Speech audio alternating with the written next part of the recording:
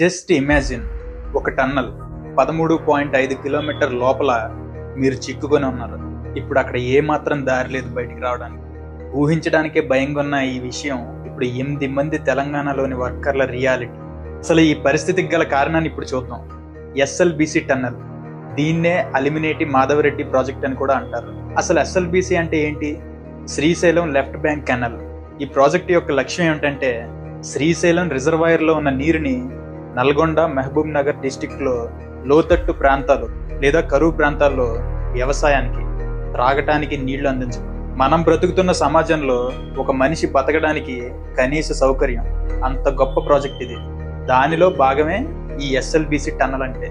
ఈ టన్నల్ యొక్క పొడవు దాదాపు 43.9 కిలోమీటర్లు. 22 ఫిబ్రవరి రీసెంట్గా నాగర్ కర్నూల్ డిస్టిక్ దోమలపెంట అనే ఊరి దగ్గర ఈ ప్రాజెక్టు కోసం పనిచేస్తున్న 8 వర్కర్లు యథావిధిగా పని నిమిత్తమై దాదాపు 13.5 కిలోమీటర్లు లోపల వరకు చేరుకున్నారు. ఏం పరిస్థితి అలుముకుందో తెలియదు. వాళ్లతో ఉన్న కమ్యూనికేషన్ కట్ అవ్వడంతో అప్రమత్తమైన టీం దాదాపు 12 కిలోమీటర్ల లోపల వరకు చేరుకున్నారు. తీరా అక్కడి వరకు వెళ్ళిన తర్వాత ఆ టన్నల్ పూడుకుపోయింది. దాదాపు 25 అడుగుల వరకు బురద పేరుకుపోయింది. ఇప్పటి వరకు దాదాపు 48 గంటల నుంచి national disaster response force NDRF జాతీయ స్థాయి నుండి స్టేట్ డిసాస్టర్ రెస్పాన్స్ ఫోర్స్ రాష్ట్ర స్థాయి వరకు చాలా మంది అధికారులు రంగంలోకి దిగారు. దానితో పాటు ఇండియన్ ఆర్మీలో నిష్ణాతులైన సహాయక బృందం కూడా అక్కడికి వచ్చింది. ఇప్పటి వరకు మన ఇండియాలో ఇలాంటి ఎమర్జెన్సీ సిచ్యువేషన్లు చాలా వచ్చాయి.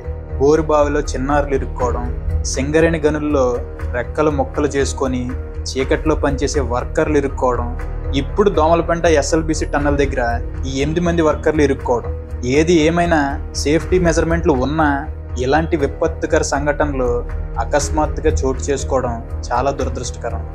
కానీ మనం మొదట మాట్లాడుకున్న ఇమాజినేషన్, ఆ అట్మాస్ఫియర్ని అక్కడ ఉన్నవాళ్ళు, ఆ పని చేస్తున్న వాళ్ళు రోజు చూస్తున్నా ఏమాత్రం బెదరకుండా ఆ ప్రాజెక్ట్ యొక్క గొప్ప లక్ష్యం కోసం పనిచేసి ఇప్పుడు ఇంత పెద్ద రిస్క్లో ఉన్న అన్నలు బయటికి రావాలని కోరుకుంటున్నాను. మీరు కూడా బలంగా విశ్వసించండి వాళ్ళు సురక్షితంగా బయటికి రావాలని. ఇందులో ఐకమత్యానికి ఉదాహరణగా ఉన్న ఒక గొప్ప విషయం ఏంటంటే, 12 కిలోమీటర్ల వరకే అక్కడికి వెళ్ళడానికి వీలుంది. అప్పటికే కొంతమంది బృందం అక్కడికి వెళ్ళడానికి ప్రయత్నం కూడా చేశారు. 12 కిలోమీటర్ల వరకు వెళ్ళి వెనక్కి వచ్చేశారు. ఆక్సిజన్ సరఫరా కూడా లేదు అని ధృవీకరించడం జరిగింది.